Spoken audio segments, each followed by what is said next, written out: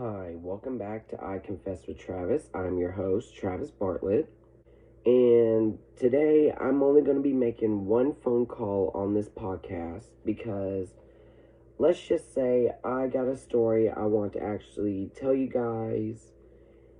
And let's just say this is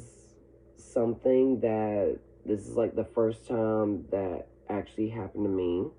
And the questions I'm going to ask is, how many of you guys got let go because of your disability? How many of you guys got let go because of your skin color?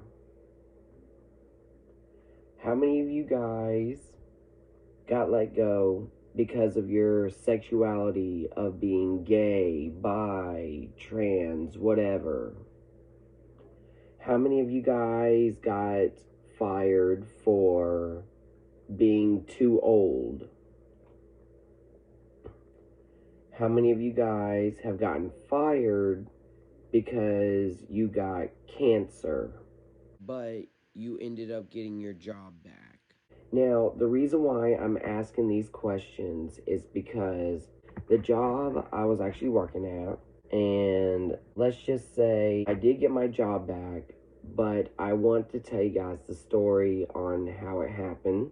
What happened was I only worked 3 hours, and I was told to go into the office. I went into the office, and I was talking to a manager, and so he starts talking about that he and some other managements and leads were discussing in a meeting, talking about me having a disability of autism, and I also take medication as well.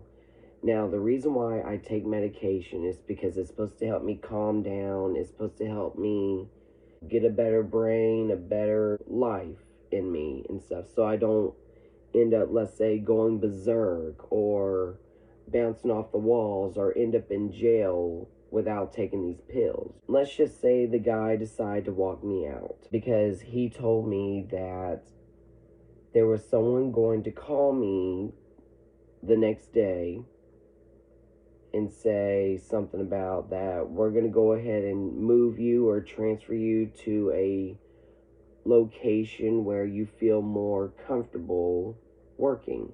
And the way he made it sound like, well, I can't really think of what his name is, but the way that he made it sound like people with disability cannot work a working hard labor, which is ridiculous and discriminating as well.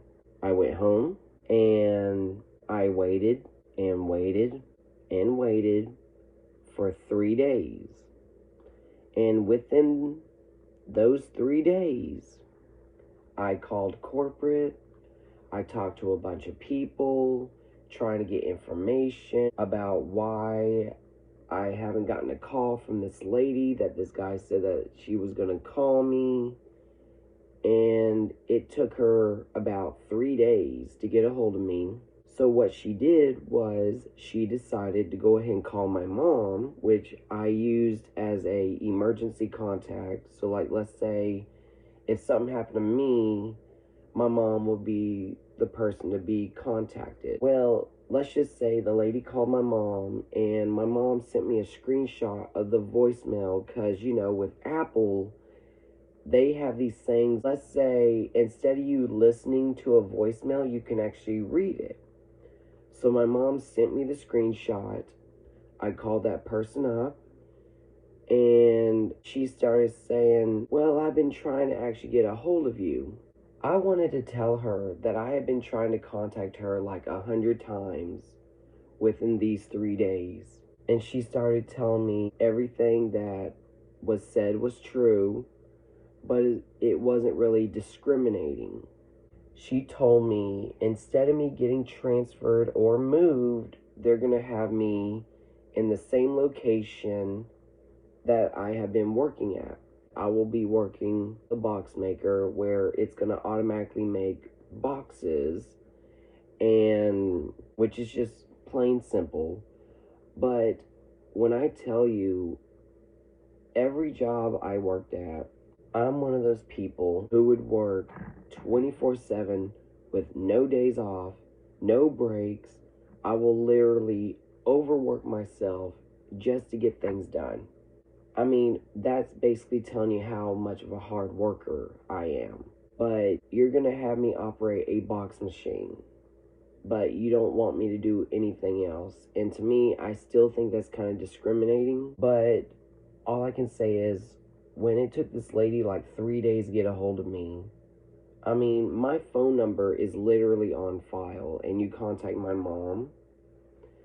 And I got to where I started applying up to like 5 jobs, and I printed out like 10 of my resumes that I was going to give out to all these jobs that I was actually applying for. I didn't know exactly what to say. She told me to go ahead and report back Monday morning at 7 in the morning. And I'm not trying to make this sound dumb, but it's like I got let go temporarily for 3 days, and they're calling me up saying that I got to be reported back Monday morning. Help me make this make sense. I mean, I don't even know what to say about this. I have been gone for the entire week, and I feel like I could have been on vacation right about now, doing nothing for the entire week. But when I reported back, I got no apologies whatsoever for leaving me hanging for this long just to get my job back, which is kind of ridiculous. And that's why I was asking, have you guys ever been let go from your jobs, but then they called you back and tells you to come right back to work? And asking you guys all those questions. So it's like you basically got fired temporarily, but then they call you back and tell you that you can basically get back to work. You got your job back. The job I'm actually going to tell you I work at Frito-Lay, which is owned by Gilmer. The only thing I've noticed with the Gilmer companies is that everybody is super nice, everybody's friendly. The only problem, I don't want to make this sound like it's a big problem or it's a big deal or whatever, but these people at the Gilmore Industries will smile. They are completely smiling. Like, I feel like they are forced against their will, or someone put a gun on their back saying that you have to smile kind of way. And knowing me and other people, every time you get up to go to work, you're just going to go to work miserable. You're going to go to work like you can care less. I mean, you go to work with an attitude and you get to where you just don't care. But with Gilmer, you're basically in a friendly environment where it's like you want to smile, like they want you to smile. I don't know. I just feel like that's a little weird, because every job I worked at, I'm one of those people who can usually figure out the job's secrets. Gilmore is more like a mystery to me. I don't know. I'm still trying to figure out what Gilmore is. I mean, I understand it's a warehouse company, but I'm trying to figure out what their secret is. If I can't find any secrets against Gilmore companies or Frito-Lays or whatever, then I'm just going to have to say, it's a really great company. But besides that, what did you guys actually think? Do you think I should have just left that job and got another one? Or do you guys think I should have just kept this job? Because, like I said, I didn't want to make this sound weird and dumb, confusing, or whatever. But anyway, I'm going to go ahead and take a break, and I'll be right back to go ahead and take my first call.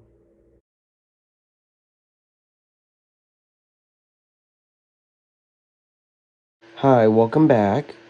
And today I'm going to be talking to a person where she's going to be discussing about an abusive relationship with a guy, and let's just say happens a lot when, like when it comes to like, dating someone and then they get jealous for like, because you're dating somebody else, kind of like a cheating thing.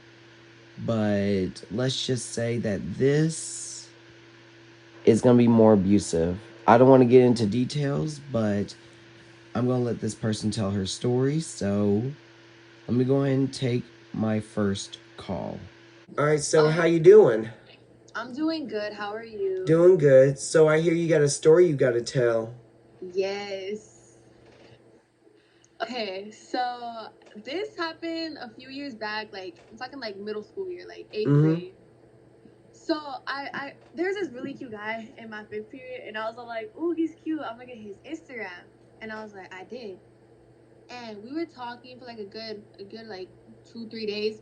The third day he got my initial on his haircut. I was like, okay, whatever, weird. The next week he found out that I had a guy friend, and he didn't like that I had like friends who were guys and stuff. That's how most guys are. They don't like it when girls have guy friends. Yeah. And like I would tell him that there's nothing serious, like I could back off if he wanted me to. He's like, no, it's okay, stay friends with them, all this shit. And I was like, okay. So we just stayed friends, and then after like a good another week, he like got pissed off, and I remember he came running at my friend, and I was like, what the hell? And he tackled him down. And I remember that like they're about to start fighting, but he pushed him off, and I guess he was trying to stab him. So I was like, what the hell? So his name was Sequoia. It was all like really crazy. And after I was like, what the hell? But they let it slide. Like they said that it's probably just an accident. And then like what? 2 months after, because he got expelled. Like after this, he got expelled. I never heard about him. We broke up. I blocked him on everything. I didn't. 2 months after, I'm out with that same friend that he tried to stab. I'm out with him. We were at the fair, and we were just like about to go on a ride. And then we're like, wait, isn't that Sequoia, which was the boy that tried to stab him? And he looked straight at us. And then he started walking towards us. And we're like, oh hell no! And this is like where it all gets like so crazy. He had a gun, not a knife. He had a gun, and we were like, what the hell? So first of all, and then that's when we were all like, what the fuck? So obviously we called the cops. We told like people who worked there, and they said that they had to like shut down rides and stuff and all that stuff. And I was like, okay, my cousin was there too. It was all crazy. Like to this day, it still traumatizes me. And when the cops got him, he had like all types of drugs on him, and I was like, what? And they ran tests on him, and they found out that he was drunk, and he had like all this alcohol in his system and all this stuff. And I was like, what? And I haven't heard about him in a while, but it's scary. Like it is so scary, cause like he was a weird ex, and he tried to like, I don't know. The thing is, he was in 8th grade, and I was in 8th grade too. And like, how do I say it? It was weird because we're kids at the time. So like, why you have a whole gun? You're a child, right? But how do I say this? I think he's still in jail to this day, because I don't know how long he got. I just know he's in jail because my parents are in touch with his parents, so it's like it's all crazy. But I'm a junior now, so I don't know. It happened a while ago though. But yeah, that's my story. It was weird and quick, but yeah. See, I've never had anything like that. I mean, I do remember I had this one girl that we dated. Well, this was like years ago. We actually broke up because, turns out we found out that she was actually on some kind of drugs or something, and we didn't know about this. And what happened was my friend, his house got burned down, and he lost about everything. And see, I was gonna go start donating some old clothes to like Goodwill and other stuff that, and I said, well, instead of donating it to Goodwill, I can just let him have some of these old clothes, I'm not wearing anymore. I had some, like a couple pairs of underwear that's been in the pack, never been worn, used, couple pairs of socks, never been worn, and all this stuff. I decided to let him have some of that, let him, so he can get back on his feet. He was living in a hotel now. But he came over, and my girlfriend got mad at me and said, well, I don't need you to be hanging around with him. I know those kind of people. Like, they're like really bad people. I said, first of all, I said, he's not even a bad person. I say, you just think that he's a bad person. Yeah. So right after we got into this huge fight, I just said, you know what? Like, I'm tired of being accused of something that I didn't do. So we broke up, and she didn't want to leave my house. We called the police. And of course, the police, took her in. And we also told them the story of what was going on. And she opened her car door, like opened it like really fast, like this, like just yelling at us. And apparently there was like these drugs. I don't know what it was. I think it was like meth or cocaine. I don't know what she had, but it came flying out of her car door, and it landed right on the cop's shoe. And then the cop looked at her and then looked at us and was like, "Do you even know where this is?" And I said, and we were just being honest because we never saw this. We never saw this drug before. And he was like, "Well, it looked like it came out of her car." And she ended up lying, saying, "Oh no, it's my boyfriend's, it's his friends," and all this. It's like, don't be blaming that on us. I said, we're not the one who's doing drugs. Right. I said, you can drug test us. I mean, you can see how clean we are. Right. But then when they realized how much of an ass she was acting, they decided to go ahead and put her in a cop car.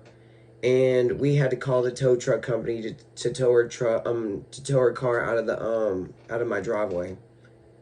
And then after that, I told her, I said, well, I'm not paying for this car that's being towed. I said, you're going to have the person who owns the car to maybe pay for that. And then her parents got mad at me and said, well, why'd you throw my daughter in jail? Why'd you, do this with her car? I was like, well, she was being an ass. Yeah, that's her fault. Yeah, yeah. But the parents didn't seem to care about it. They just wanted me to actually, fend for her. I said, well, she fucked this up. I said, right. She fucked up. And I even told them about the drugs. They didn't even know about it. Dang, that's sad. Like, I know your daughter does drugs. Mm-hmm. Dang. I mean, just imagine, like, having to go through this psycho craziness out of nowhere. Literally. That's something I would never want to go through, like, all this stuff. No. Yeah. Well, it was nice hearing your story. Well, thank you so much for telling me your story. You're welcome. All right, bye. Bye. Bye. So, yeah, we sometimes, as people, we go through a lot of relationship problems. And I can obviously tell you there's always that one person that wants to act like a complete psycho, who wants to act like an ass, who wants to act like a bitch.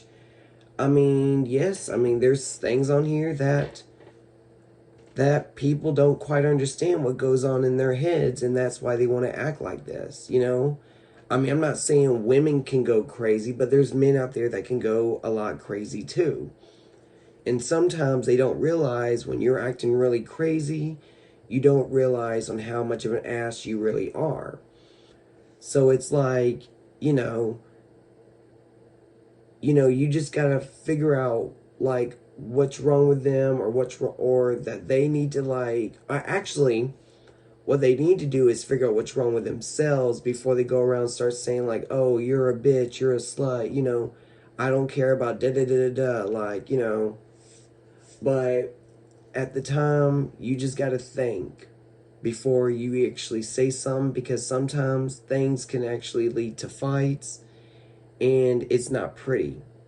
So all I can say is be careful who you hang around with. Hey, be careful who you talk to, tell your secrets to, and whatever, I'm going to go ahead and go.